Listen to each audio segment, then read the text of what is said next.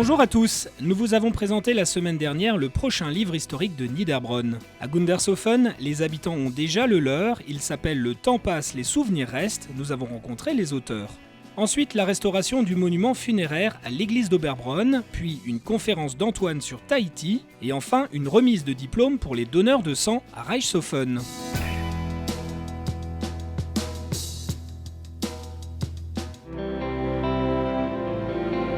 Parmi les belles histoires qu'on a à Gundershofen, le 6 février 1984, on a eu des jeunes mariés qui avaient comme âge respectif 90 ans et 84 ans.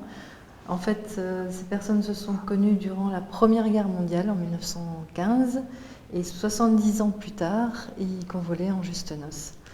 Et donc, ils se sont retrouvés et ils se sont mariés donc à Scherlenhof. Belles histoires, anecdotes ou moments forts du passé, on les retrouve dans le livre Le temps passe, les souvenirs restent. Cet ouvrage, dédié à la mémoire de Gundershofen, se décline en différents chapitres, tels que vie religieuse, scolaire ou associative, et l'on découvre alors la grande histoire qui côtoie la vie quotidienne du village. Il y a eu la révocation de l'édit de Nantes, mais parallèlement à ça, l'église protestante est restée, il y avait le simultané. C'est ça. Donc l'église était partagée entre protestants et catholiques, ce qui n'arrangeait pas toujours les choses, évidemment. Il y avait toujours des petits conflits, mais ça durait jusqu'en 1908. La réalisation de ce livre a permis de rassembler un très riche patrimoine photographique dispersé dans les foyers.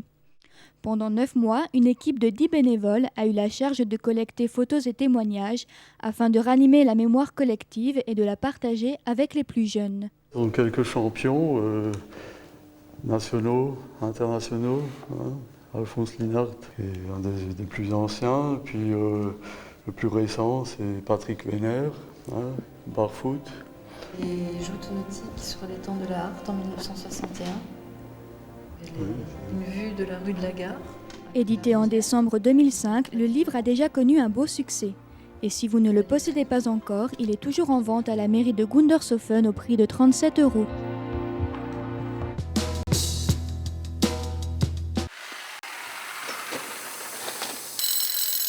Perceuses et coups de marteau continueront à retentir ces prochains jours à l'église protestante d'Oberbronn.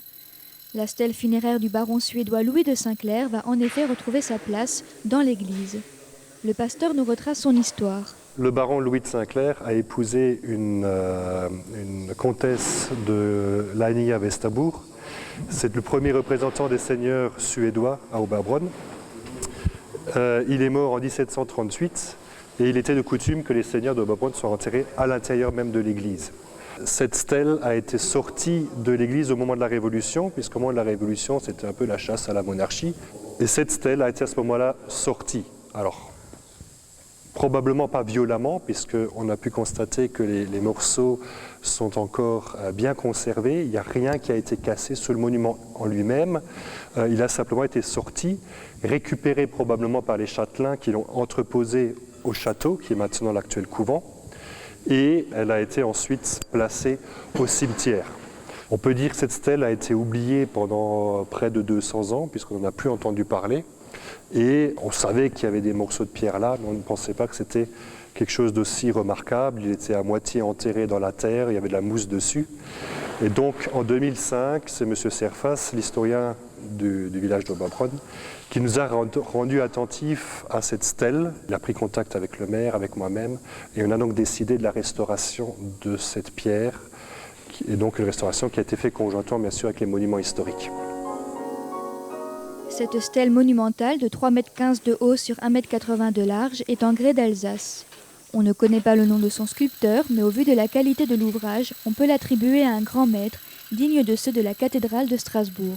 La forme déjà initiale a été creusée dans le mur, et donc là ça fait maintenant 3 jours qu'ils travaillent dessus pour creuser. Et donc là aujourd'hui ils ont installé la première pierre, qui est donc la pierre de soubassement, et ensuite il va y avoir les différentes autres parties qui vont être mises par-dessus. On a une grosse pierre qui vient ici avec une déesse, et ensuite on a 2 panneaux verticaux qui se mettent ici, une plaque gravée avec le nom, prénom des comtes suédois de l'époque, Et tout en haut, une dernière stèle qui vraiment annonce vraiment la montée aux cieux quoi, des personnes. Quoi. Voilà. Je pense qu'il y aurait des réactions très diverses. Du fait que c'est une stèle funéraire, donc ça peut éventuellement peut-être choquer certains. En même temps, c'est vrai que ça fait partie du patrimoine d'Oberbronn. Et je pense que ce sera surtout une réaction de fierté d'avoir pu restaurer une aussi belle pierre et d'avoir pu le maintenir à Oberbronn, ce qui n'était pas non plus forcément évident. Il faudra bien 2 semaines au sculpteur pour assembler l'ouvrage pièce par pièce. Et si les travaux se passent bien, le monument terminé pourra être admiré à la mi-février. Que pour une séance de connaissance du monde, il y ait autant de monde dans cette salle et j'en suis fort ravi. Antoine a effectivement fait salle comble à la castine de Reichshofen mardi 13 février avec sa conférence sur Tahiti donnée dans le cadre de Connaissance du monde. Mais c'est vrai qu'au premier rang, vous verrez mieux Antoine. Bon, eh bien écoutez, je vous avais promis de continuer notre voyage. Alors, le temps que tout soit prêt, c'est pareil, Franck? C'est pareil? Alors, je vais vous dire un truc. Si le vent est avec nous, on est sur le bateau, alors comme on dit, Goody Rice. Et j'ai toujours été voyageur, moi. Je suis né à Madagascar, j'ai toujours voyagé. Et puis la chanson, dans ma jeunesse, je faisais de l'autostop, je faisais le routard, je me baladais partout, en Europe, en Amérique et tout. Et puis la chanson, ce qui me plaisait le plus, c'était de voyager partout. Et puis un jour, je suis monté presque par hasard sur un voilier, je me suis aperçu que ça serait un merveilleux plan de vie. De voyager sur un voilier, d'emmener ma maison avec moi, et puis de venir le raconter régulièrement. Et puis, je pensais que ça durait 5 ou 6 ans, ça fait 30 ans que ça dure. 33 ans que ça dure. Et on s'en lasse pas. Et on s'en lasse pas, non. On s'en lasse pas parce que il m'est arrivé toutes sortes d'aventures depuis, y compris l'écriture de tous ces films, la réalisation de tous ces documentaires. Celui-ci, le film sur Tahiti, est le dernier, en date d'une série c'est le 16e que j'ai réalisé, qui sont sortis en DVD, et qui sont diffusés sur différentes chaînes de télévision. Et cette baie magnifique, si encombrée de coraux que aucun autre voilier que le mien, à ma connaissance, n'y a jamais jeté l'ancre. Mais le mystère méritait d'être résolu, et je me suis promis de le faire. Mais d'abord, je passerai une nuit tranquille dans cette baie abritée par un îlot percé d'une belle arche de pierre. Connaissance du monde, je suis ce soir pour Connaissance du monde ici, à Reichshofen. Il y a 52 ans, j'ai vu ma première conférence Connaissance du monde et c'était sur Tahiti. Et c'était monsieur Alphonse Hollande qui faisait une conférence sur Tahiti, qui projetait un film qui s'appelait Si Tahiti m'était compté. Et c'était sur Connaissance du monde en 1954, j'avais 10 ans. Et ben, vous savez quoi, 52 ans plus tard, j'ai encore le livre. Et je ne suis allé à Tahiti moi-même que beaucoup plus tard, parce que je suis allé à Tahiti seulement 23 ans plus tard. Mais dès le début, j'ai eu envie, sitôt que je suis parti voyager, j'ai eu envie de filmer. J'ai commencé à faire de la photographie. À l'époque, c'était la photo argentique, bien sûr, c'était même du noir et blanc. J'ai un laboratoire de développement de photos. Et puis quand la vidéo est arrivée en 85 à peu près, quand la vidéo individuelle est arrivée, là, ça a été tout de suite le coup de foudre, puisque le premier film que j'ai réalisé qui soit passé à la télévision, c'était à Tahiti. C'était ma deuxième arrivée à Tahiti en 86. Et c'était un truc que j'avais réalisé, des images que j'avais tournées pendant la traversée vers Tahiti. Et dans ces 32 ans de navigation, est-ce que vous avez constaté une dégradation de l'état sanitaire de notre planète? Sanitaire, je ne sais pas, enfin l'état général de la planète, oui, c'est vrai que la surpopulation, le plus gros problème, c'est la surpopulation qui entraîne la surconsommation et consommation d'énergie, et donc les gaz à effet de serre et tout ça, c'est vrai. Mais ça se constate de visu Alors, ce qui se constate de visu, c'est tous les lieux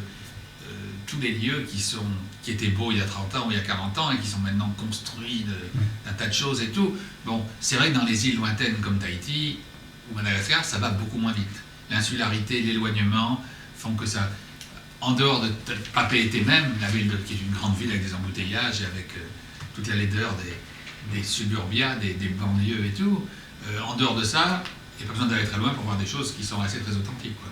Bon, ça c'est une chose. Partout où il y a de la surconcentration de gens, ça s'abîme. Et c'est très clair que si on ne fait pas quelque chose, dans 30 ans, il n'y aura plus une plage. Et... Il restera vos films. Ben oui, j'aimerais bien que les films ne soient pas seulement des choses pour se rappeler comme des souvenirs. La tournée d'Antoine comporte encore plusieurs dates en Alsace où il parlera de Tahiti et de son île natale Madagascar. Il retrouvera ensuite son catamaran Banana Split pour naviguer dans l'archipel des Tuamotu, tout en terminant le montage de 3 nouveaux films sur le Cambodge, la Patagonie ou la Nouvelle-Zélande.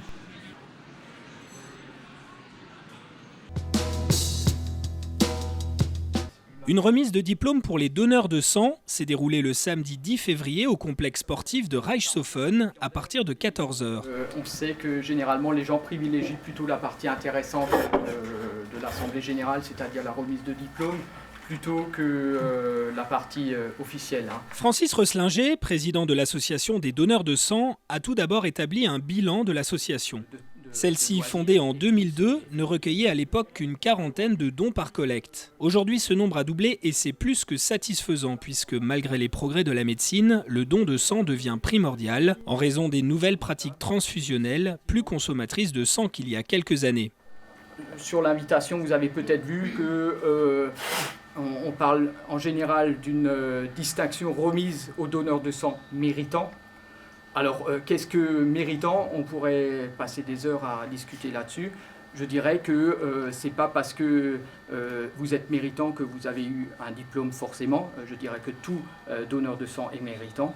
Alors, qu'est-ce qui va se passer en 2007 ? Nos amis européens sont en train de nous inventer un nouveau contrôle, l'hémoglobine pré-don. C'est-à-dire avant un premier don. Maintenant, on ne parle pour le moment que du premier don, on ne sait pas trop encore. La fédération est en train de travailler sur le dossier. Avant le premier don, on piquerait une première fois, on analyse et ensuite on pique vraiment. Pour éviter d'avoir des personnes avec une anémie éventuellement. Maintenant, mais ça va nous faire perdre 6% des femmes donneuses. 6%. Donc cette équipe, votre équipe doit être renouvelée quelque part, parce que quelque part, à certains moments, les femmes ne pourront plus revenir 5 fois, peut-être plus du tout, parce qu'il y aura des problèmes d'anémie. Ce qui est intéressant, c'est, je crois, et intéressant et important, c'est cette idée de solidarité.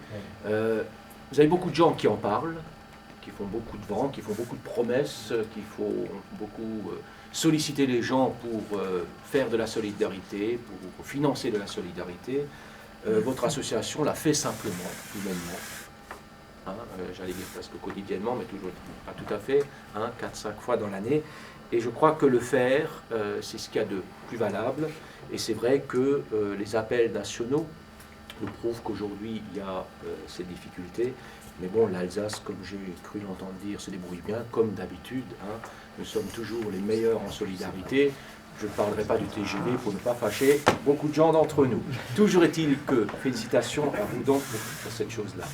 Et tout le mal que l'on puisse vous souhaiter, c'est de continuer à doubler en 5 ans les donneurs de sang. Vous faites mieux que l'inflation, vous faites mieux que le pouvoir d'achat. Je crois que, alors tout est dit, et Inch'Allah, le comité a été reconduit, le président aussi. Que souhaiter de plus pour que cette association continue à vivre? Donc merci à vous et bon après-midi encore. Après les discours vient la remise des diplômes. Donc peut-être qu'on le verra un jour avec une palme. Merci. Très bien.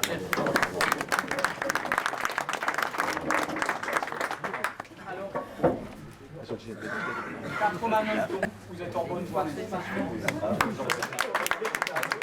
Ensuite, direction l'extérieur pour la photo souvenir de l'ensemble des gagnants. Pour 2007, l'association se fixe comme objectif d'augmenter encore le nombre de dons, mais également d'accueillir le congrès départemental des associations de donneurs de sang à Reichshofen, un congrès qui réunira une centaine d'associations. Voilà, merci. Merci. Voilà.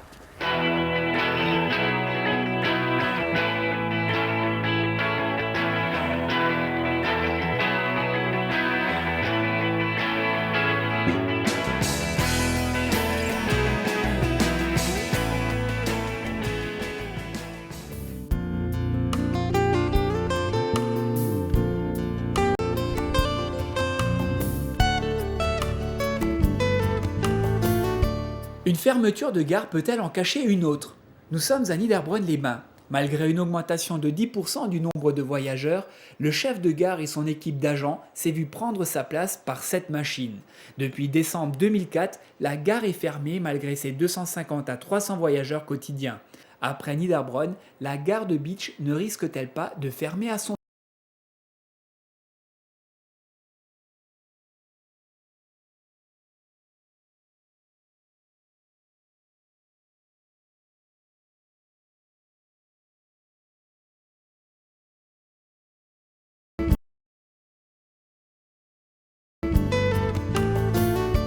Une fermeture de gare peut-elle en cacher une autre? Nous sommes à Niederbronn-les-Bains. Malgré une augmentation de 10% du nombre de voyageurs, le chef de gare et son équipe d'agents s'est vu prendre sa place par 7 machines. Depuis décembre 2004, la gare est fermée malgré ses 250 à 300 voyageurs quotidiens. Après Niederbronn, la gare de Bitche ne risque-t-elle pas de fermer à son tour? Alors aujourd'hui, dans la situation actuelle, on pourrait le craindre. Pourquoi? Parce que la convention qui lie la région Lorraine à la SNCF dit que la SNCF est chargée de l'organisation du service qui est rendu donc dans ces gares. Or, elle est donc maître du jeu. Elle peut décider de fermer la gare à l'attention des voyageurs et des usagers du TER.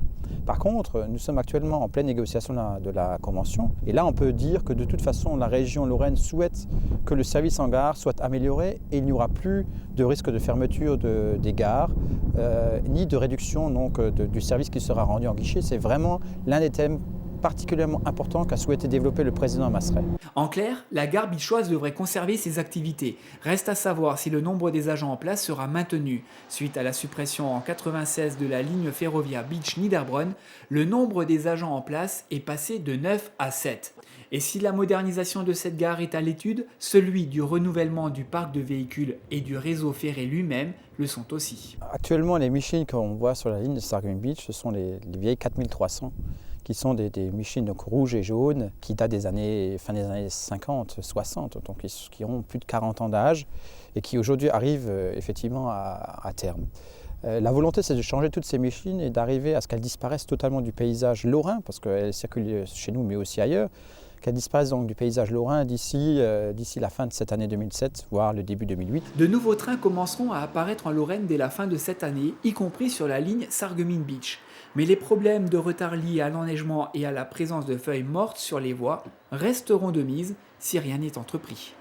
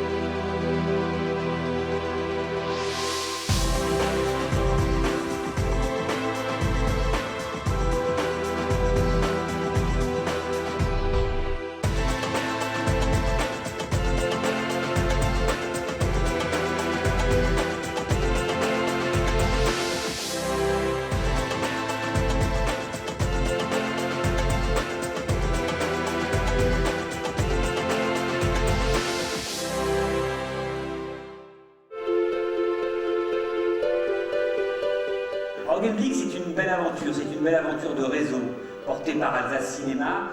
La soirée de clôture du Festival de cinéma de langue allemande a été marquée pour la première fois par la remise du prix Augenblick, prix qui a récompensé un film choisi parmi 7 en compétition. 70 jurés dans 9 salles alsaciennes ont visionné et noté pendant 18 jours les films du festival. Nous avons rencontré 3 jurés de la Castine qui nous parlent de leur expérience. Eh bien, je fréquente beaucoup la Castine avec une amie. Pratiquement tous les mardis soirs, on est fidèle au poste. Et donc, à la billetterie, il y avait une demande si vous voulez faire partie d'un jury pour le festival de film allemand, de langue allemande. Donc, on s'est dit, pourquoi pas nous? Ce qui a été intéressant, c'est de pouvoir justement voir 7 films très différents, 7 films allemands. Je ne connaissais pas grand-chose au film allemand. Il y en a peut-être 2-3 qui sont un petit peu des histoires glauques avec des histoires de gens paumés, un film sur la drogue, un film sur une SDF et puis un film sur Deep Frozen d'un mec paumé et puis d'autres films. Donc un film historique, Zeppelin, Mon nom est Eugène et Vitus qui étaient plutôt des films drôles suisses. Je pense que tous les films ont une histoire qui mérite d'être filmée, donc tous les films ont un intérêt. J'ai plutôt noté justement le côté cinématographique, donc choses plus techniques. Alors moi au départ je pensais qu'on aurait une grille genre jeu des acteurs, histoire, etc. Et en fait non, on a voté presque sur le coup de cœur. Alors moi, mon choix, il est assez simple. C'est je rentre dans la salle, je m'assois, je regarde. Si je suis pris par le film, je pense qu'il a déjà la moyenne. Ensuite, ça dépend de l'histoire, ça dépend de ce qu'il traite, ça dépend peut-être aussi de la qualité du film. Mais en tout cas, il faut être pris par l'histoire, quoi. À partir de là, je crois que j'ai noté sur les 7 films, tous les films ont pratiquement eu la moyenne. Parce qu'effectivement, c'est un cinéma, on va dire, relativement de qualité, intéressant, qui n'est pas assez diffusé au grand public, malheureusement. Alors maintenant, ça y est, on va ouvrir l'enveloppe. Avant, je voudrais rappeler les films qui étaient en compétition. Donc il y avait Zeppelin, Mon nom est Eugène, Vitus, Tout ira bien, Strehel, Deep Frozen et Fantôme. Alors voilà, Dorette, je vais vous demander d'ouvrir cette enveloppe. Mettez-vous dans la lumière. Le gagnant est Vitus.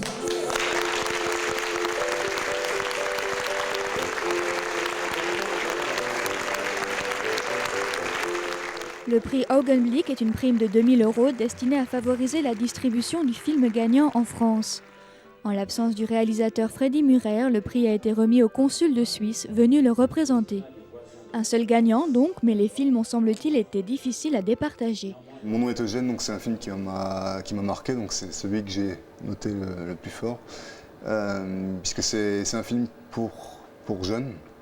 Et j'ai trouvé le film très bien fait, très bien ficelé, très bien amené.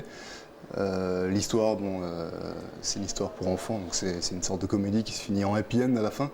Mais c'est très bien filmé, très beau mouvement de caméra, très bon traitement de l'image, tout ça. Donc c'est un film que j'ai beaucoup aimé. Alors moi j'ai beaucoup aimé le premier, donc Zeppelin, donc un film historique sur 3 générations, avec comme vedette le Zeppelin, et une histoire bien ficelée sur 3 générations.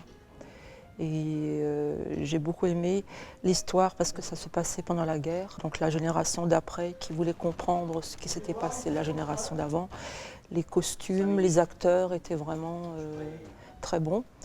Et j'ai beaucoup aimé donc, les 3 films un petit peu glauques, comme disaient les autres, avec des paumés, parce que souvent c'était des histoires quand même bien ficelées, avec des bons jeux d'acteurs. Ce que j'ai bien aimé, c'était donc Mon nom est Eugène.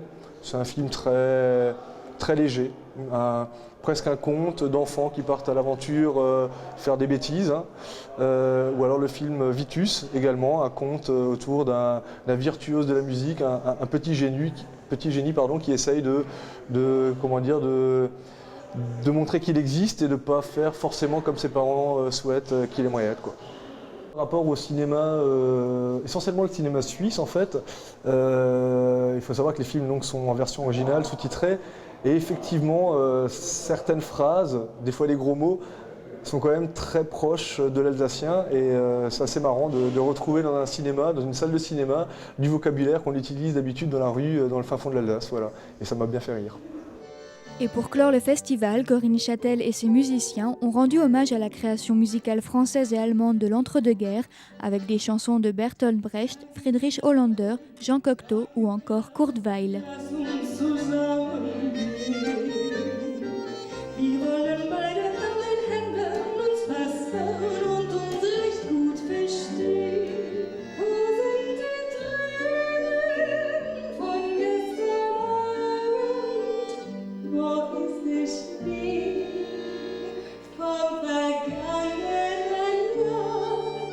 C'est pourquoi le petit homme pleure déjà comme un poltron. Et si vous souhaitez en savoir plus sur cette manifestation, vous pouvez vous rendre sur le site internet du festival Augenblick.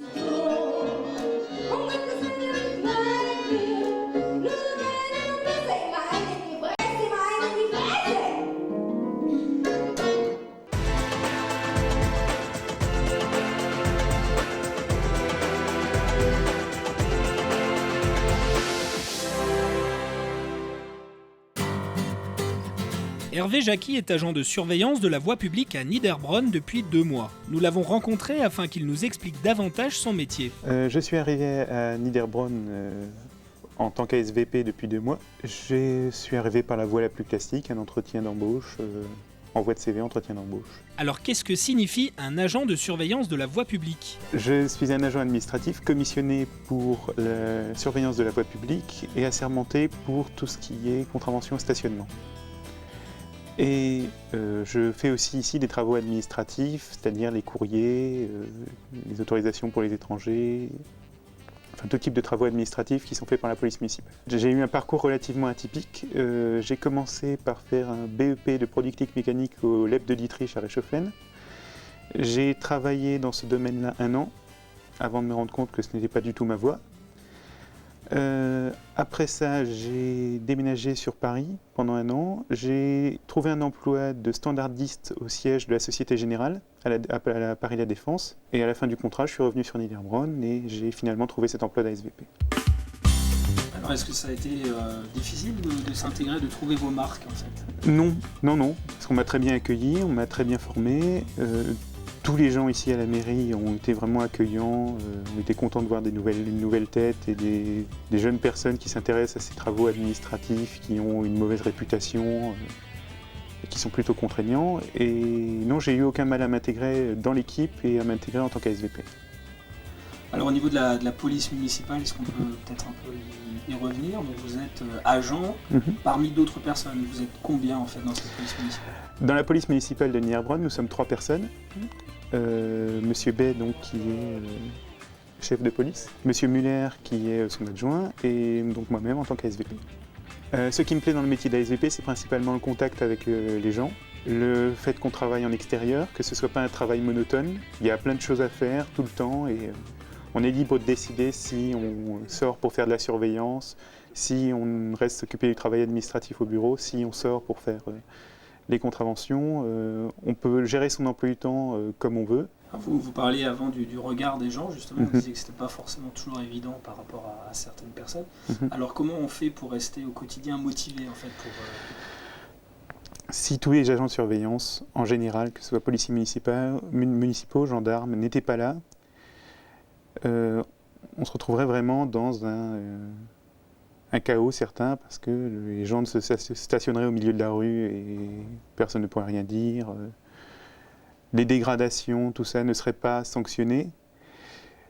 Et on n'a pas que cette mission-là, on a aussi des missions d'aide aux personnes qui viennent nous voir pour des litiges avec la société ou avec d'autres personnes. Si jamais on peut leur donner un conseil pour une démarche administrative X ou Y ou un problème qu'ils rencontrent aussi bien avec des administrations que dans d'autres cas, ils peuvent venir nous voir et on n'est jamais envoyé quelqu'un bouler pour une raison X ou Y. C'est comme ça qu'on se sent utile un petit peu? On se sent utile comme ça et on se sent utile par les services qu'on voit qu'on rend aux gens. Parce que c'est vrai qu'il y aura toujours des personnes qui prendront une contravention et qui seront énervées, c'est normal. Je veux dire, si moi j'en prenais une, je serais énervé aussi. Mais on ne va pas non plus mettre de contravention juste pour le plaisir d'en mettre.